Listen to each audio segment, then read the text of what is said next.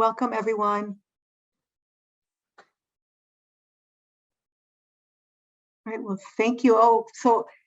If you feel comfortable and you want to, we have a small enough group here right now. If you want to take your video cameras or show yourselves on video, and then you can ask questions. You could still ask questions even if you're not on video, but it would be great if we could see your faces, though I understand if you don't feel comfortable doing that. But hi, Tiffany, thank you. Hi, Catherine, it's good to see you. But what we'll do today, thank you for joining us. Hi, Victoria, for the very last in our series of job market presentations. And today we are doing a panel on the non-academic job market, advice from our very esteemed colleagues who are recent graduates of our programs. So what I'm going to do, we have a couple of our panelists who are going to be joining us a little bit late today. But we have 3 panelists on right now. So what I'd like to do is just ask them to introduce themselves. And I'm going to start with who I can see first on my left, Mike Scott. Mike, can you just tell us a little bit about what program or department you are in here at UT, and then where you are right now and what is your position? Hello, everyone. Greetings from Washington, D.C. My name is Mike Scott. I was a student in the PhD program in Educational Leadership and Policy and the Education Policy and Practice program. I graduated officially in August of 2020, and really just before the pandemic took hold. So it was in January of 2020 is when I moved to DC.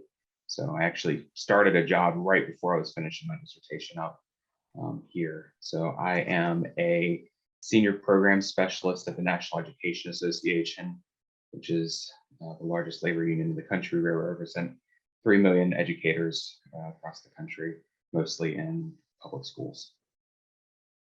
Great, thank you, Mike. Anna? Hi, everyone. My name is Ana Vera. Greetings from Los Angeles, California. I'm a graduate of the Health, Behavior, and Health Education Department in May 2020. So yeah, I was looking for jobs like right when the pandemic hit. But I'm now a research and evaluation consultant with a research firm called Strategic Prevention Solutions. So what I do there is that my work focuses on researching and evaluating programs and interventions that focus on preventing negative outcomes. So it can be anything from like food insecurity, domestic violence, homelessness, et cetera, with people, nonprofit organizations, foundations, and government. Thank you, Anna. Ben. Hi, everyone. My name is Ben. I graduated from the STEM education program I guess officially in December of 2020, but I defended in April and got to do the defense on the same medium where we're meeting now. I currently work at Meta Platforms with formerly Facebook as a data scientist, and I'm still here in Austin, and the work that I do supports our sales organization within the small business group at the company. So I'm happy to be here and share a little bit about my journey to industry. Thank you. So what I'm going to do is I will start with a question.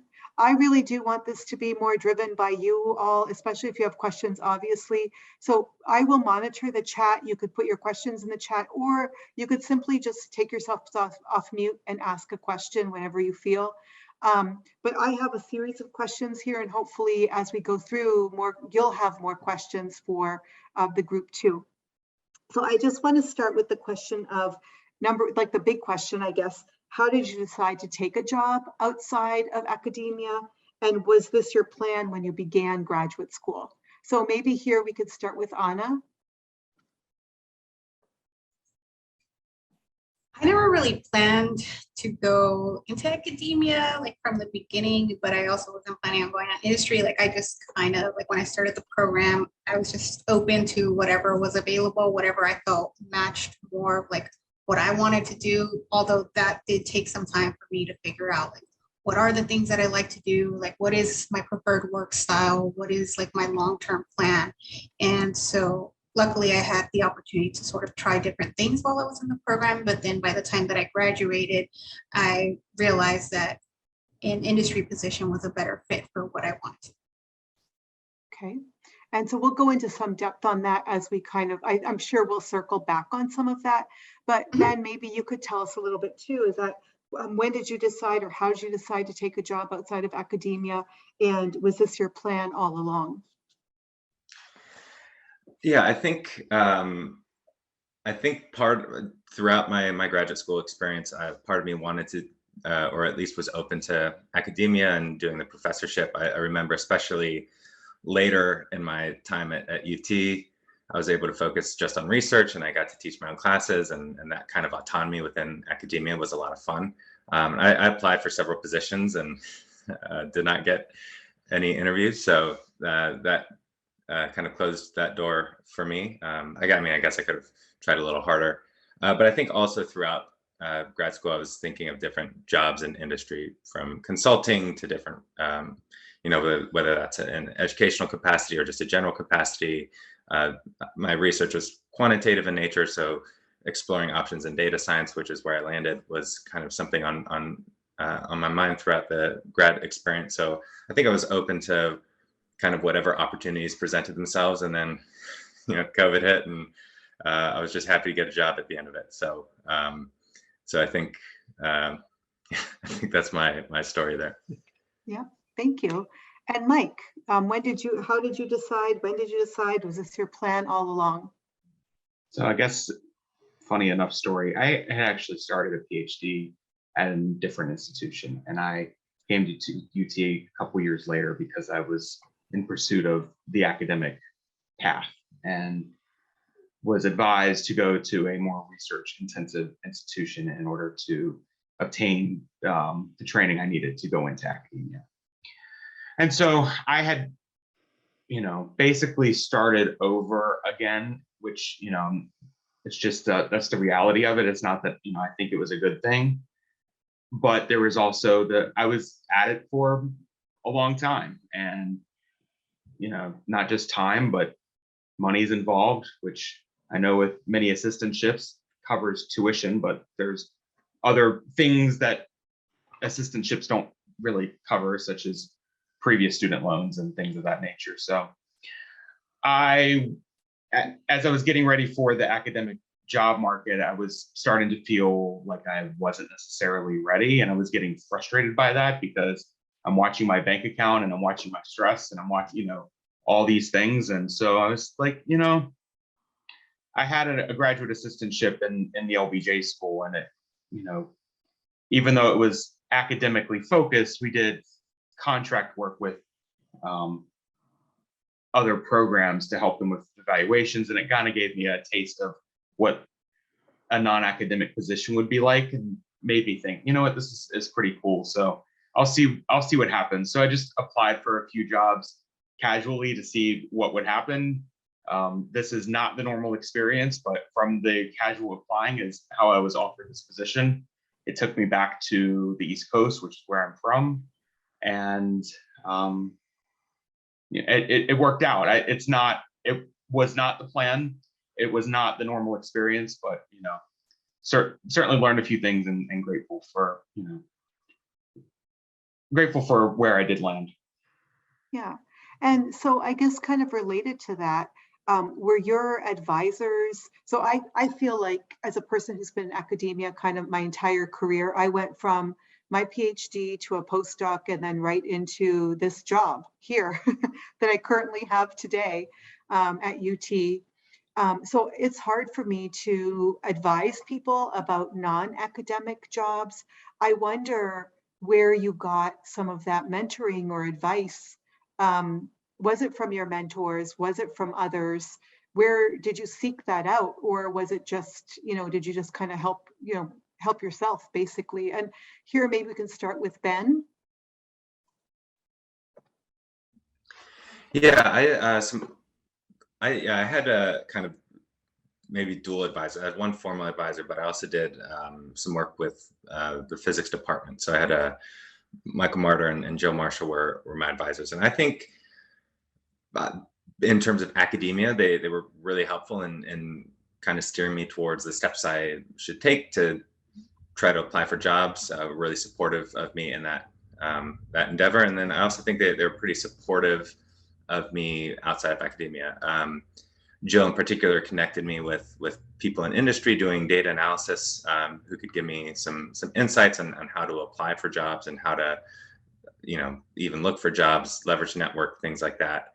I think in addition to that, I applied for a couple of fellowships between defending and officially graduating. And the fellowships were actually tremendously helpful in expanding my network, exposed me to different working professionals, different companies that are looking for, you know, academics in particular.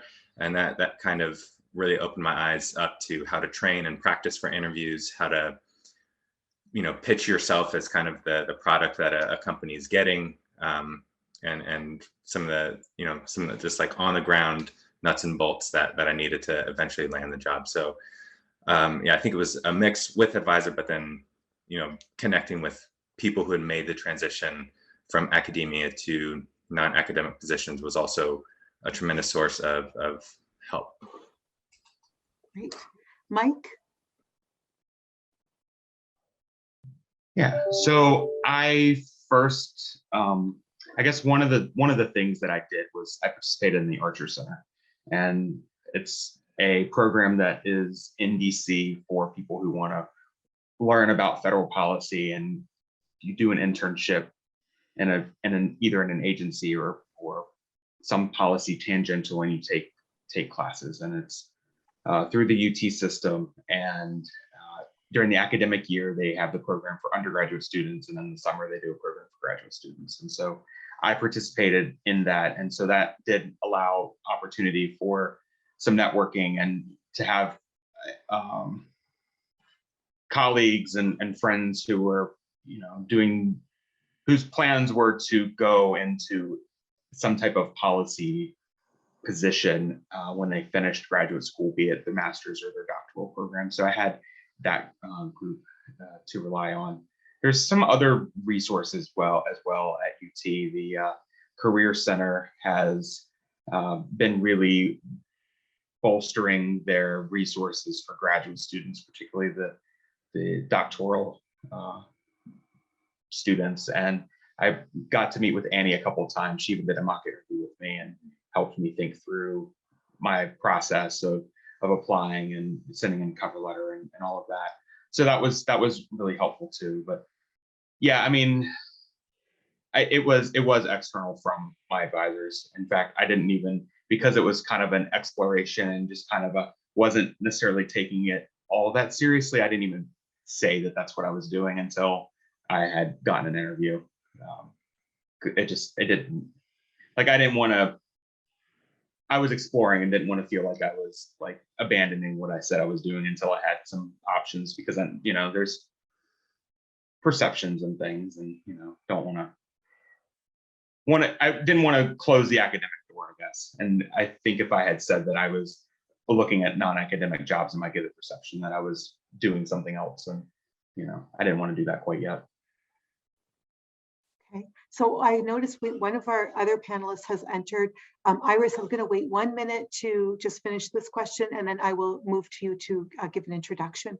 Anna, did you have any, who helped you along the road? Did you have advisors who could help you to look for non-academic positions? How did that happen for you? Yeah, I would say it was a combination of like what Ben and Mike said, a little bit of like my advisors who connecting me to some of the people that she knew about that were in industry. But then I was also really fortunate to be part of a fellowship, and it was a 4-year-long fellowship with the Robert Wood Johnson Foundation, who has like an extensive network of people. So I had a lot of opportunities to network and practice and like develop my skills and all of that. But also just through my participation in that, like my confidence grew. And so I was able to cold email certain people to get some of those informational interviews that were really instrumental and actually led to the job that I have today.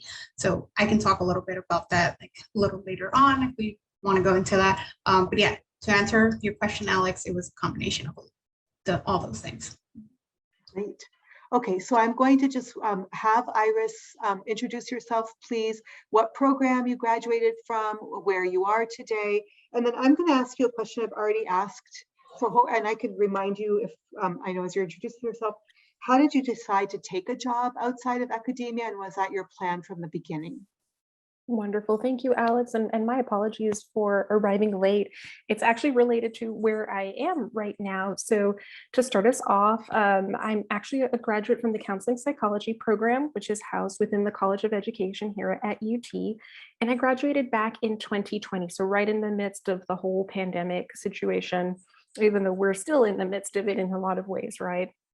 So I got into psychology from the perspective of not being sure what I was going to do next. So I love the idea of being involved in research. Teaching was a big thing for me as well. And so I thought that that would end up being my home. Over the course of my program, which it took about like 5 years to complete, I really fell in love with the clinical aspect of the work. So, that's often a choice that a lot of folks who go into psychology, whether it's clinical or counseling or educational psychology in general, is do you want to pursue the license? Do you want to practice clinically? Or do you want to go into research? And I fell in love with the work. And fortunately for me, my advisor also kind of embraced a both mindset. So my advisor obviously was in the Department of Counseling Psychology, maintained his own private practice outside of his work in academia, and really encouraged me to explore that. And so I ended up taking a full-time position as a staff psychologist at Texas A&M University for a year, while it was just focused on basically preparing you for licensure and getting that clinical experience. And that's when I was like, yeah, this is the home for me. So I became a licensed clinician, oh gosh, back in July of 2021, and I'm now in my own private practice. So I've taken that next step of now working for myself, and in fact had an appointment that ran over. That's something we can get into if anyone here is thinking about doing consulting or clinical work. It's a little bit different than the ordinary 9 to 5. Like sometimes you have to have a little bit of flexibility around that. So that's something that I'm learning, and it's actually a really cool aspect of this career. So I enjoy that piece, and I'm happy to share some of those insights that I've gained along the way for folks who are wondering, hey, what do I do with my master's degree or with my PhD? And does it have to be in a research institution or working in academia? So that is my story in a nutshell. That's great. And so I guess I'll ask kind of you talked a little bit about consulting and how it might be a little bit different.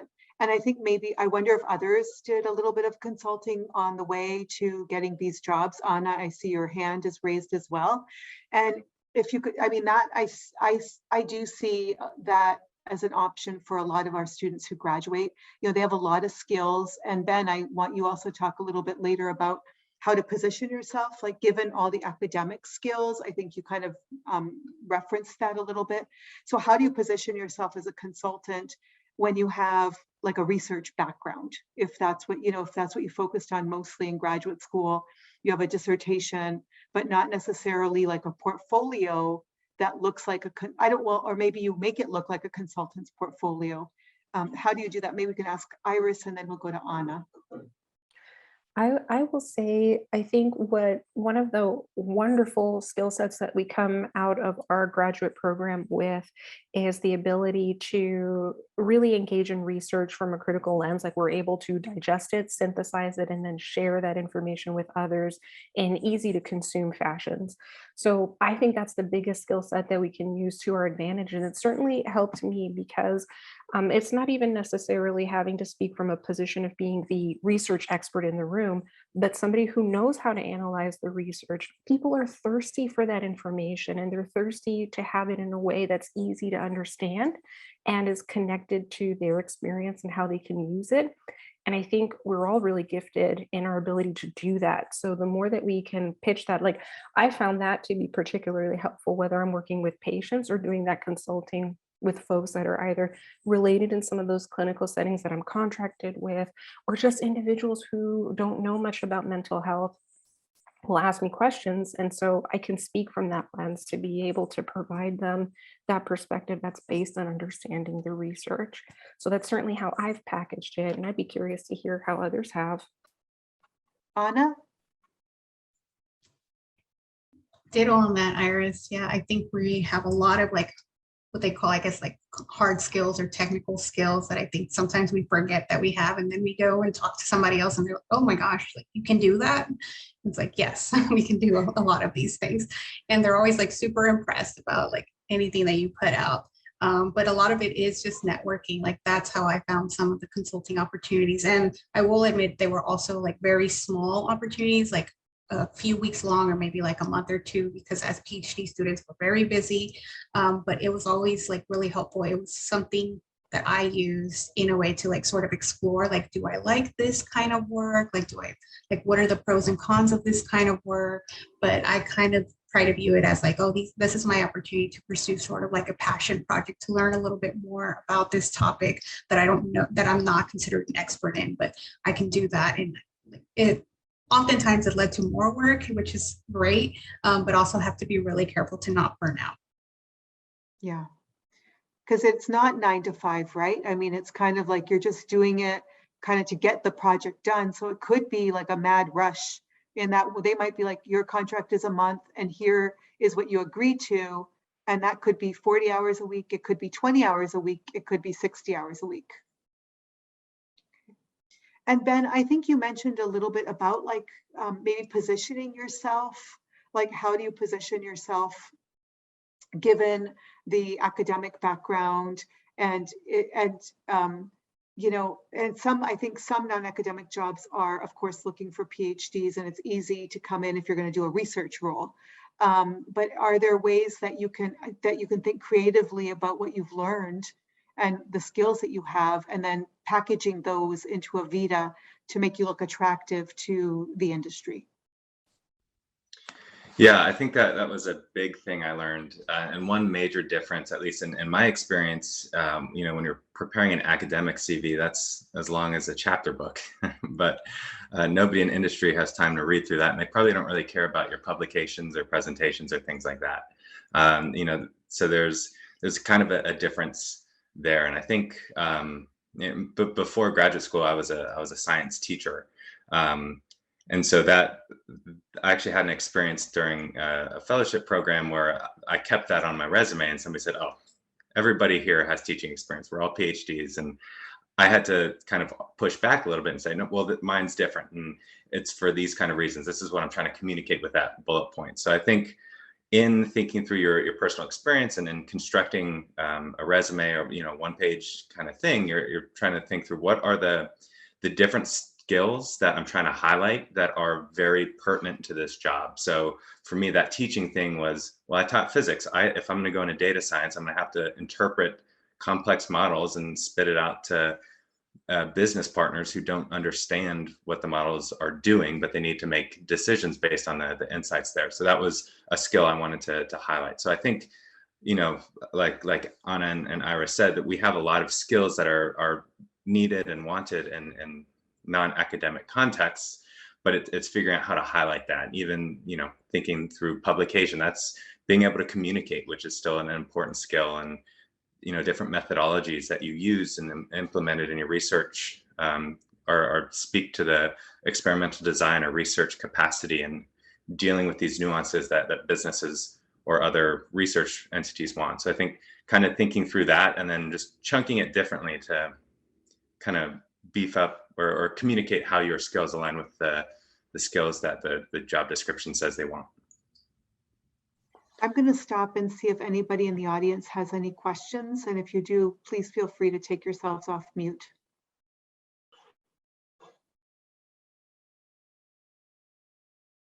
Okay. I have a Oh, question. Tiffany. Yeah. Yes. A couple of you mentioned being in a fellowship or having an outside network outside of the college.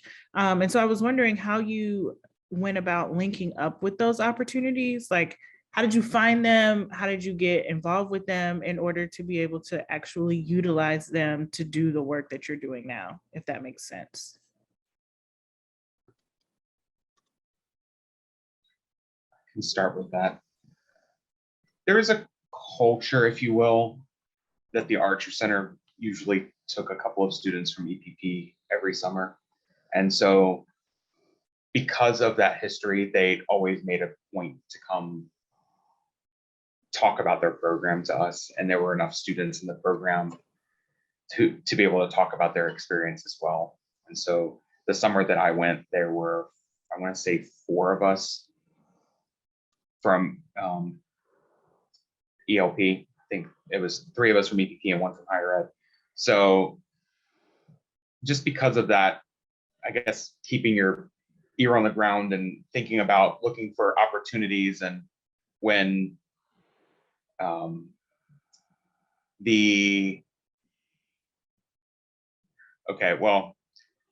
yeah, I mean, I guess like pay attention to the bulletin boards, and like if something seems interesting, then go check it out, even if it doesn't seem like it doesn't fit my path, but it seems kind of interesting. I mean, you never know. It might be a good fit. And so, I mean, and that's kind of what I did. Like, I didn't want to turn anything down until I knew that it was going to, like, it was almost counterproductive, which maybe ran me a little ragged because I was kind of all over the place. But I do think that those opportunities did help me get to be where I am now. So. Does anybody else want to talk about how they found their fellowship experiences? The listserv, the health behavior listserv, I think that's where I first heard about it. And then my advisor also brought it up. And to be honest, I wasn't going to apply to it because it was titled Health Policy Research Scholars Fellowship. And I was like, I'm not in health policy, so I don't think I can apply for this. But she encouraged me to apply, and I was part of like the first cohort for that. So yes, pay attention to the listservs.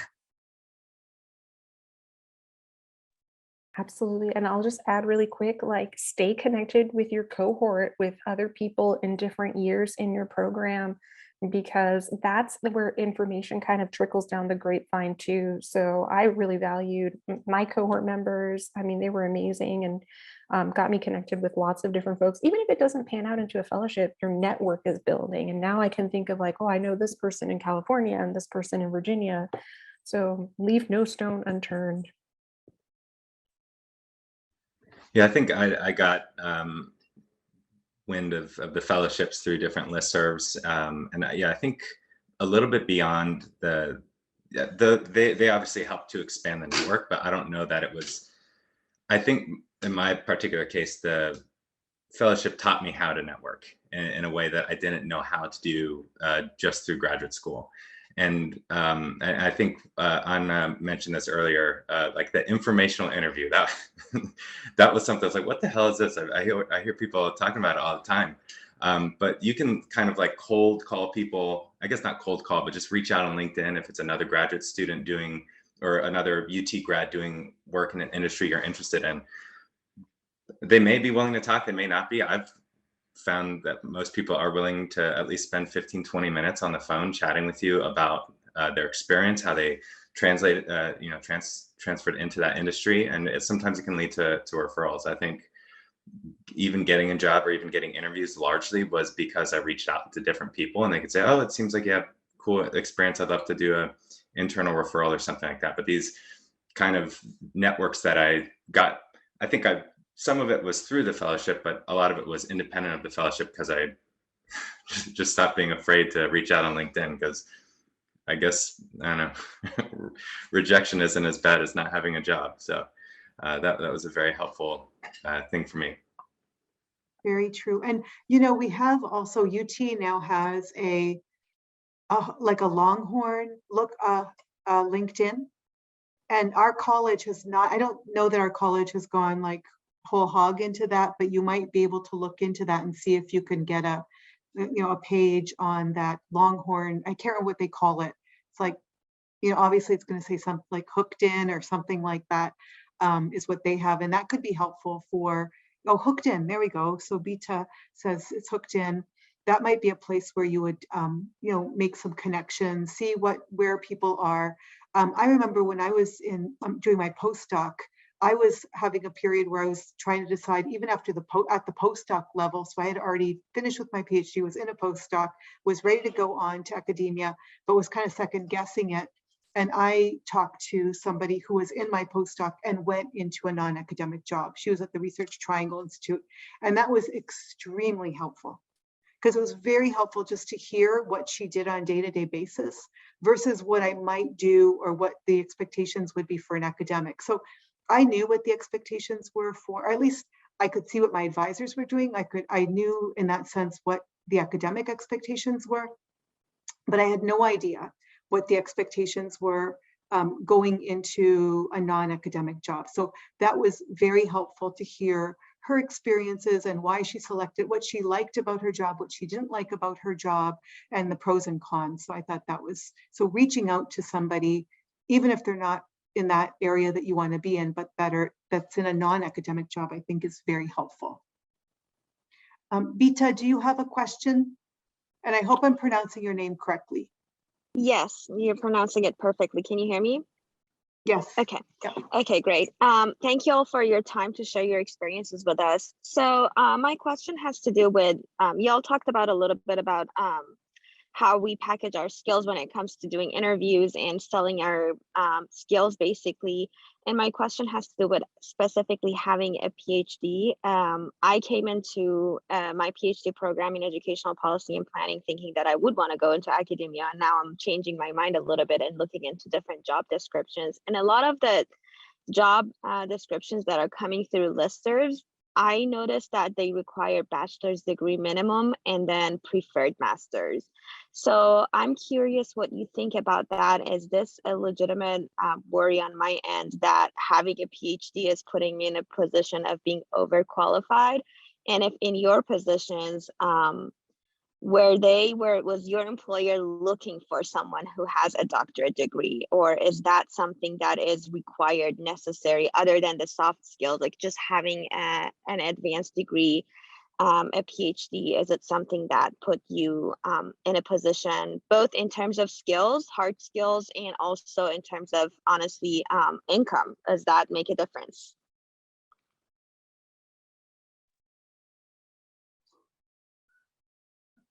I think I want to start with this, if y'all don't mind. The one thing that I'm going to make sure, that I can't stress enough is remember that the PhD experience is work, right?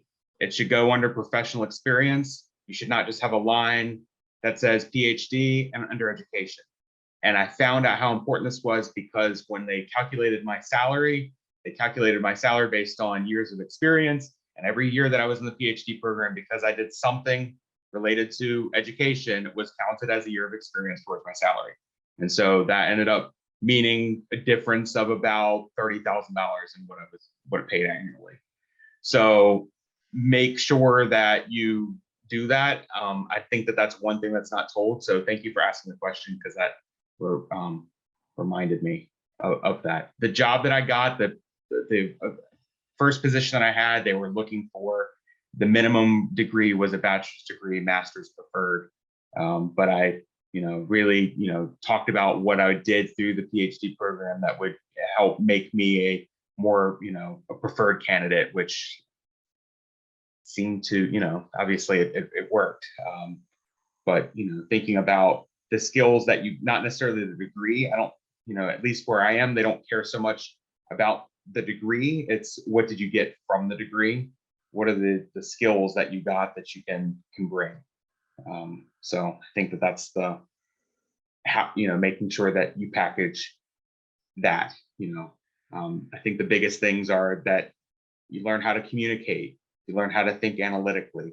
I did a qualitative dissertation, so it was about communicating and building consensus and building rapport, and those things that we probably think as, oh, that just comes along with the research. Like, these are skills that might not be specifically said, but are things that employers are looking for.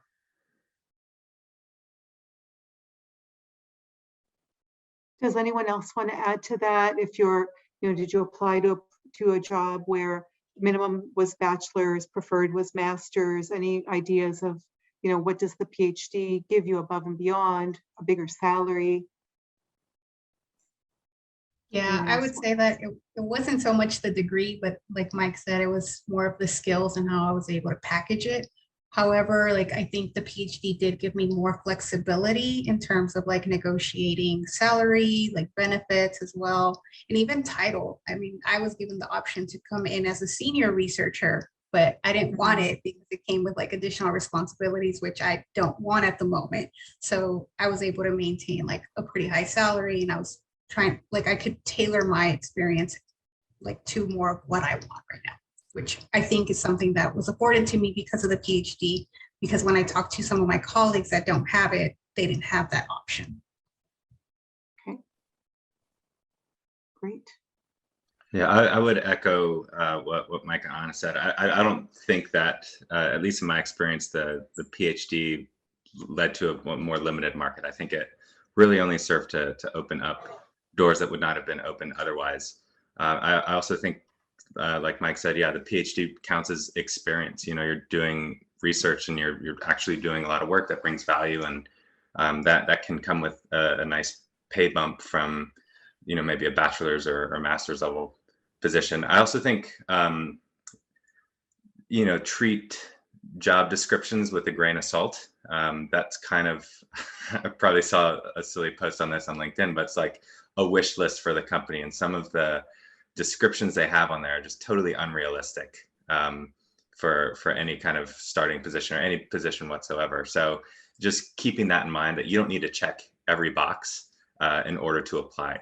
Yeah, and heck yeah, you don't need to check any boxes to actually apply, but you know, don't count yourself out early because you don't necessarily have one line item on the job description. I think those are just, like I said, a wish list that the company is looking for. Iris? I was just going to say, just kind of pulling together everything that Mike, Anna, and Ben have been saying, is if you can make a good case of how your skills are going to help the company and why you want to be a part of that team, I think that probably matters more than anything else, that in terms of what they're looking for. Yeah, a PhD should not hold you back from those opportunities at all. Instead, enhance them. Any other questions from the audience? If I don't hear any, I'm going to ask you about kind of, so you talked about networking to, you know, find jobs, but are there other places that you look? In academia, we might look in the Chronicle of Higher Education to see if there are job openings, or we might have, you know, for our national organizations might send out jobs in their newsletters. Where do you look for non-academic positions? Are there sources for that you know that you could go to? And I'll start with Mike. Do you have any, or if you have it, if you don't, we could skip and go to someone else. LinkedIn, Indeed. I mean, those are kind of like the obvious answers. But I believe it was LinkedIn was how I found the positions, because I think I applied for a few positions, but I think that's where I found most of them. I will also say too that if you want something non-academic but research tangential, AERA, when they post job, there's occasionally a non-academic in jobs in industry that are there as well. Obviously geared towards people with PhDs doing research type stuff. So a little more limited, but LinkedIn is where I started. So LinkedIn has a section for jobs, or is it that you're just, they have a section? I didn't know this. Okay. So people should probably get a LinkedIn account and then look into that Hooked In, because they probably do the same thing as LinkedIn, but it's just all for UT alum and students. I would also add that if you know what organizations you're looking to like work in, go on their website and sign up for their newsletters, because sometimes I found that they post it there first, or sometimes it doesn't even go on LinkedIn or on Indeed. And so it gives you like a leg up, because you can be one of the first applicants to know about it and apply. An idea list is what you listed, Anna. Is this for a whole bunch of different kinds of non-academic jobs? Yeah, and it can be from anything from like nonprofits to foundations. Okay. And that's nationwide. Great. Any other ideas? I'll add for folks that might be considering working for the federal government, usajobs.gov is a big Oh. one. They list everything. And so I highlight that for anybody that has any research experience or experience with data analysis, there are always positions that are being posted on usajobs.gov. So, I mean, even for me from the clinical perspective, there's always clinical jobs that get posted. So if working for the federal government is on anybody's radar, you have to check out USA Jobs. And that's where you would apply to. That's initially the first step. So I would definitely recommend that. Great. So, oh, Ben. Yeah, the only other resources I can think of that have been mentioned, there's something called Handshake that UT does. And I don't know exactly what it is, but I still get emails from them, people who look at my profile and are interested in at least talking. So that's something I would definitely look into. And then the College of Liberal Arts or the Graduate School of Liberal Arts, I don't know, there's like some not College of Ed, like job group that was The really career, helpful. I think that's what Mike was talking about. The Career Center has now expanded greatly, probably when you guys were in graduate school, has expanded greatly, like what they're doing and offering for graduate students. And so that's, and I don't know if it's at the graduate school. I think it's out at the graduate school. That might be what your, yeah, career engagement is what, and Mike put the URL in there, but that seems to be really helpful for kind of like broader ideas. And they'll do like resume workshops. You know, you come in and they help you prepare your resume for a non-academic position. I think they do Vita workshops. So there's a lot of different workshops that they offer that are really helpful for people who are looking for different kinds of jobs. Great, thank you. So let me turn a little bit to, okay, so now you found like your ideal jobs maybe on LinkedIn or whatever, and you're preparing for the interview. Again, we did a whole thing on how to prepare for a job. You know, that was our second discussion that we had here was how do you prepare for the interview for an academic job? And there's some very regimented steps that you go through. And I assume you all did an interview, probably during the pandemic, you did it via Zoom because you all interviewed either right before or right during the pandemic. What kind of questions did you get asked? How did you prepare for this interview? Was it anything surprising? And Iris, I will start with you. So yes, I would say one of the first steps that you can do is do as strange as this might sound, is do a Google search. So I actually ended up interviewing for a few places before I settled on working for Texas A&M. And one of those places was the VA. So like that's how I know a little bit about the federal government, applying through them. Their questions are public because it's a standardized interview. They want folks to have a fair shot at it. So you could literally look them up and have a sense of what some of those questions are like before you go into the space. Interviewers are not looking to trick you or to trap you with the questions. They really just want to get a sense of how you engage in your work, how you view working within a team, things like that. And so, so starting there is good. Starting with colleagues, people who have been in similar positions and went through the interview process. What was that like for them? And, you know, most folks are pretty willing to share their experiences, very happy to, because they know what it's like. And remembering, you know, why you're wanting this position and what it is that you're hoping to accomplish and achieve while you're there. If you can stay anchored in that, that's a very helpful leg up when you walk into that interview space. So that's what I found helpful for me in going through the process. And it's hard to shake off the nerves and not feel a little bit anxious, but reminding yourself, like, it's not about, like I said, it's not about you getting tripped up or them trying to catch you. It's about figuring out fit. And that works for you too. Like, you want to get a sense if this is going to be a place that feels right for you. So you're kind of also interviewing them at the same time.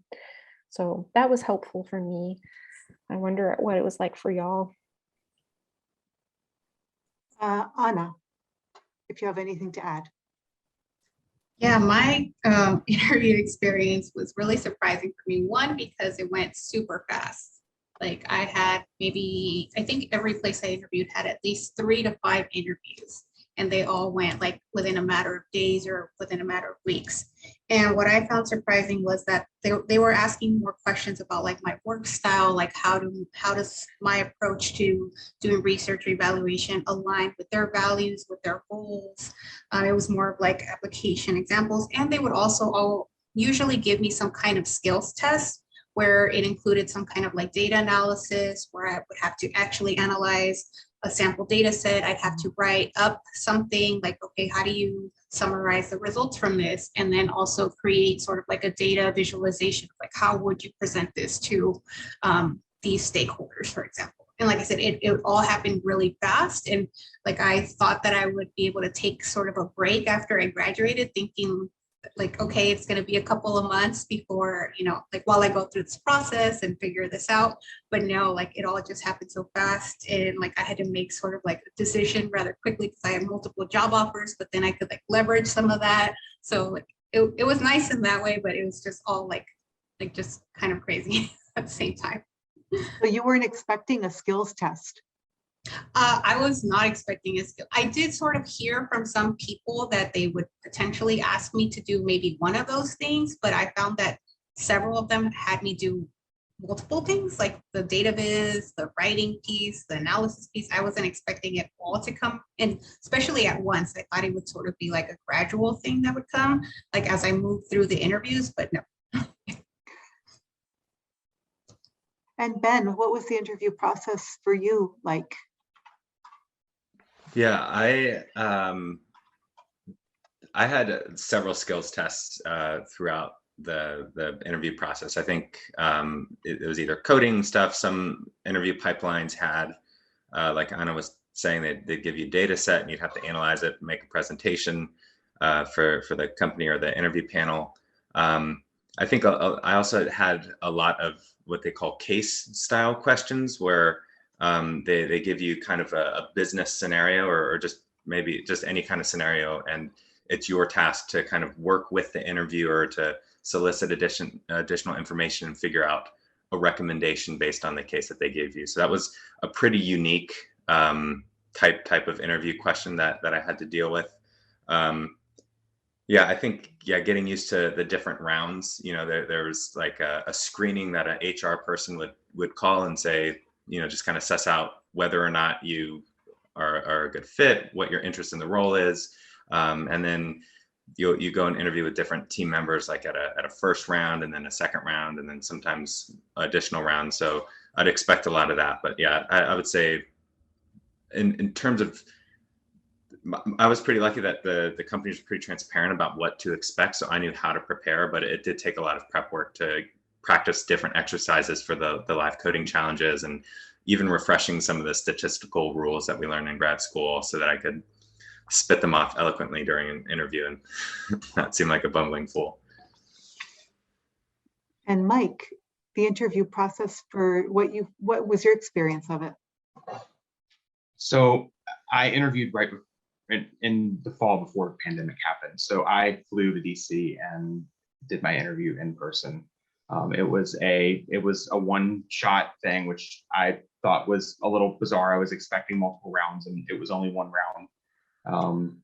I didn't realize, because in the job description or in the job posting, it said, we will ask for you to provide a writing sample, and I was trying to prepare something to go. No, it was after the interview, they whisked me off to HR and sat me in front of a computer and gave me a scenario and had me write something for them there. And then that night I got a phone call, and they had a few more questions that they wanted to ask about the writing scenario, which I wasn't expecting that phone call either. And then I didn't hear anything again for, I don't know, maybe a month. At which point, that's when they called and asked if I was still interested in the job, and if so, would I submit background check stuff? And they were very like, it was still like, we're not gonna like say anything, or it was kind of an interesting thing. How did I prepare? I went to the career engagement office. I met with, because I didn't know what I was doing. I messaged Annie, and so she said for me to bring her my the job description and the cover letter in my resume, and send that to her in advance. And then she came up with a few questions and did a mock interview and helped me think Wow. how to better answer those different types of questions. So if you do have the time to meet with them, I really do recommend it. It did calm my nerves a good bit. Mike, the engagement center sounds amazing. Like they went above and beyond to help you prep for that. Yeah, that really is, that's great support from that center. I wonder if the four of you were in the audience right now, what question would you ask? Or, like what, I don't know, is there something surprising about your job that you didn't kind of expect that we haven't already talked about maybe? Or what would you have wanted to know? Say you were early on in your PhD and maybe you were already starting to think a little bit about, well, what am I going to do? I'm watching all these other people around me. It looks like the academic job market is tough. And I don't know if I want to necessarily do what my advisor does. Is there a question that you would have asked or wanted to have answered early? I don't know. Because it's hard, I guess, once you're in the situation, it's harder to kind of generate those questions. But Ben has. Yeah, I think one perpetual fear I had during graduate school is like, oh man, if I don't go into academia, I'm never going to get back in. Right. And now that I'm not in academia, I don't know that I want to get back in. Right. Yeah. So I think that was definitely a fear that I had. And so I don't know that there's an answer to it, but I love the work that I'm doing right now. And I think some of the things that turned me off to academia a little bit, just that kind of glorified idea of doing research, mentoring students, having this kind of liberty to do what you want, was maybe a little jaded, considering that there's also grant applications and tenure and all these different things that you're going to have to fight for. Again, I don't know what that's like because I didn't choose that path, but now I get to go do analysis every day and kind of plug into a computer and do stuff that I really enjoy doing. So I think that if I could go back, I would just try to tell myself not to be afraid of that. Yeah. So I guess that's not a question, but maybe unsolicited advice to my earlier self. Yeah, I think that's really good advice because I do think that, if you have professors like myself, where my path was kind of academic, it's hard for me to advise people for non-academic jobs, although I've had plenty of students who have gone into non-academic roles. And I think looking back as a PhD student, I felt a lot of pressure to go into an academic route. I mean, that's, your professors want to mold you into kind of their own self, like they're advising you and mentoring you in a way, and not, necessarily, you all know what I kind of mean very loosely, but that's what they know. And that's what, so there's a lot of pressure, I think, for academic positions. But there are a lot of really wonderful non-academic jobs. And I think what we're trying to do here is just expose people to, some of our graduates who have had these jobs and have these jobs and your experiences, because I know what you are thinking, people are thinking today in their PhD and master's programs too. So they're not unique, they're not totally unique experiences.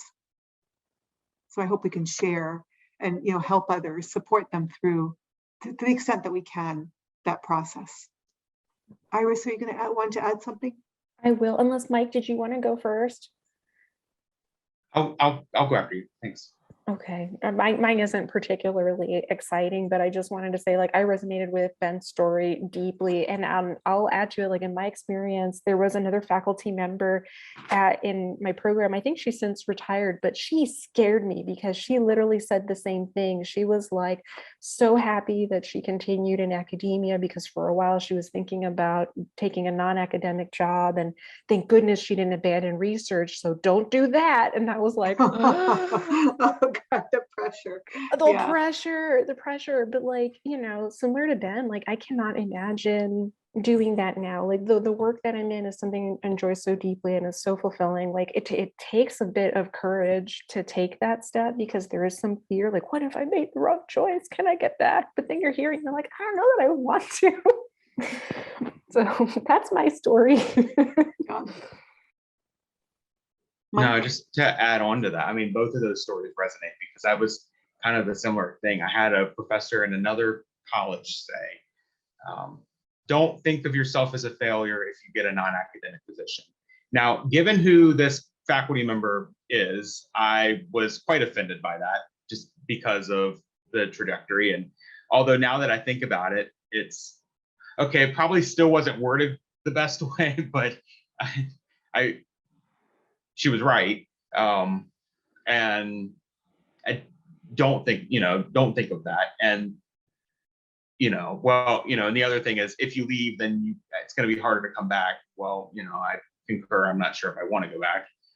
The one thing that I did not want to give up, like the reason that I wanted to go in academia was to keep teaching. I was a high school teacher and enjoyed that aspect and wanted to continue to do that. Well, I still do that. I'm an adjunct professor at American University. So that's another option or opportunity if you kind of want to keep your toe in the pool, but not much else. And it's good. So yeah, just be creative and be okay and keep your options open. And I wish that I wasn't so rigid myself, past self-talking. Yeah. Tiffany, I noticed that you put your video on. Do you have a question that you want to ask? Okay, just put on. So we're coming to the end here of our presentation. Thank you. Oh, thank you, Tiffany, for joining us. We have 80 people actually registered.